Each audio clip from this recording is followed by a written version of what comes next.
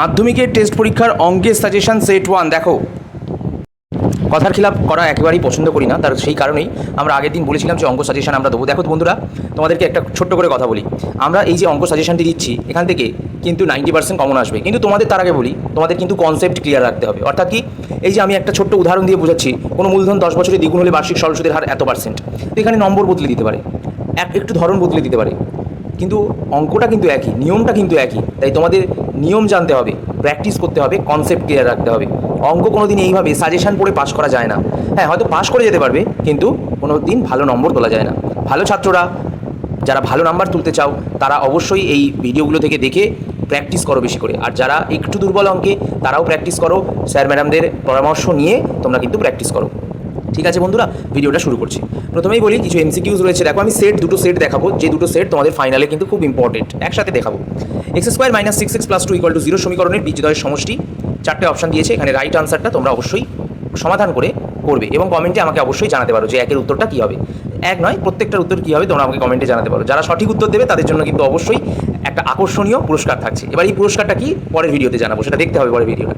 2 নম্বর প্রশ্ন, ax² + bx + c = 0 সমীকরণের বীজদ্বয় সমান হলে মান কত হবে c এর? 4টে অপশান ঠিকঠাক ঢুকে নিই। 3 নম্বর, কোনো মূলধন 10 বছরে দ্বিগুণ হলে বার্ষিক সরল সুদের হার কত শতাংশ হবে? 4 নম্বর প্রশ্ন, চক্রবৃদ্ধি সুদের ক্ষেত্রে প্রতি বছর বার্ষিক চক্রবৃদ্ধি সুদের হার সমান, সমান অথবা অসমান উভয়ই, অসমান না কোনোটি নয়?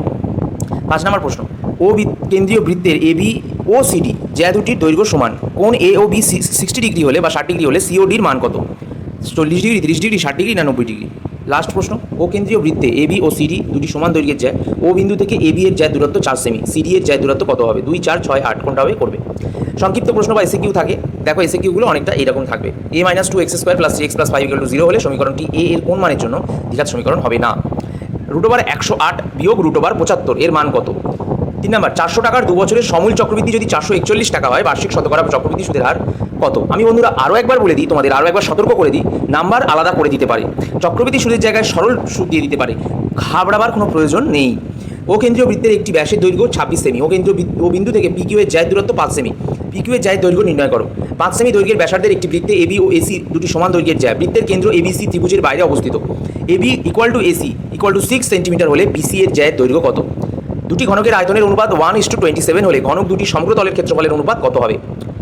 এরপর 5 নম্বরের প্রশ্ন আসে পাটিগণিতে। কোনো মূলধন একই বার্ষিক শতকরা সরল সুদের হারে 7 বছরে সুদে আসলে 7,100 টাকা ও 4 বছরে সুদে আসলে 6,200 টাকা হলে মূলধন ও বার্ষিক শতকরা সরল সুদের হার নির্ণয় করো। 2 নম্বর প্রশ্ন, বার্ষিক 10% চক্রবৃদ্ধি সুদের হার সুদে কত বছরে 50,000 টাকার সমূল চক্রবৃদ্ধি 60,500 টাকা হলে হবে তা নির্ণয় করো। একটা সরল সুদ থেকে, একটা চক্রবৃদ্ধি সুদ থেকে। এরপর বীজগণিত থেকে দেখো, দ্বিঘাত সমীকরণ থেকে দিয়েছে একটা question, a² + b² x² - 2 AC + BD * x + c² + d² = 0 দ্বিঘাত সমীকরণে বীজদ্বয় সমান হলে প্রমাণ করো যে a/b = c/d। সরল দেবে একটা বীজগণিত থেকে। 3√2/√3 + √6 বইয়ে রয়েছে এই অঙ্কটা, -4√3/4 √6 বা +√2 + √6/√2 + √3।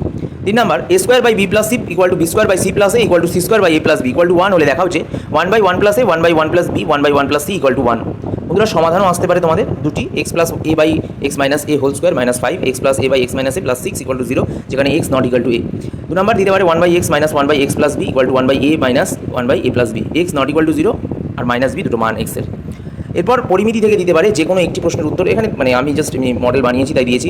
ঘনকাকৃতি তোমরা সব প্র্যাকটিস করবে। ঘনকাকৃতি একটি সম্পূর্ণ চৌবাচ্চা থেকে সমান মাপের 64 বালতি জল তুলে নিলে চৌবাচ্চাটির 1/3 অংশ জল পূর্ণ থাকে। চৌবাচ্চাটির একটি ধারের দৈর্ঘ্য 1.2 মিটার হলে প্রতিটি বালতিতে কত লিটার জল ধরে তা নির্ণয় করো।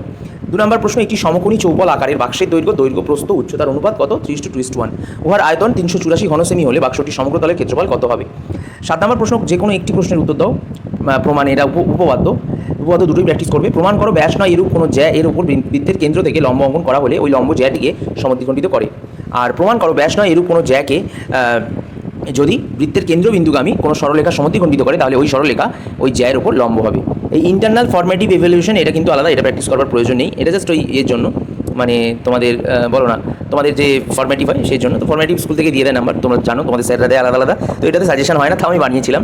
তো একটি সমদ্বিবাহু ত্রিভুজ অঙ্কন করো যার ভূমির দৈর্ঘ্য 10 সেমি, সমান কোণের একটি পরিমাপ 45 ডিগ্রি, ত্রিভুজটির অন্তর্বৃত্ত অঙ্কন করো। সম্পাদ্য একটা দেবে, আর লাস্টে দেবে দেখো ত্রিকোণমিতি থেকে অর্ধগোলাকৃতি একটি ব্যাট তৈরি করতে 127.2 বর্গ সেমি পাত লাগছে। ব্যাটটির মুখের দৈর্ঘ্যের ব্যাস হিসাব করো। তারপর লম্ববৃত্তাকার শঙ্কু আকৃতির একটি লোহার পাতের বয়া তৈরি করতে 75.3 বর্গমিটার লোহার পাত লেগেছে।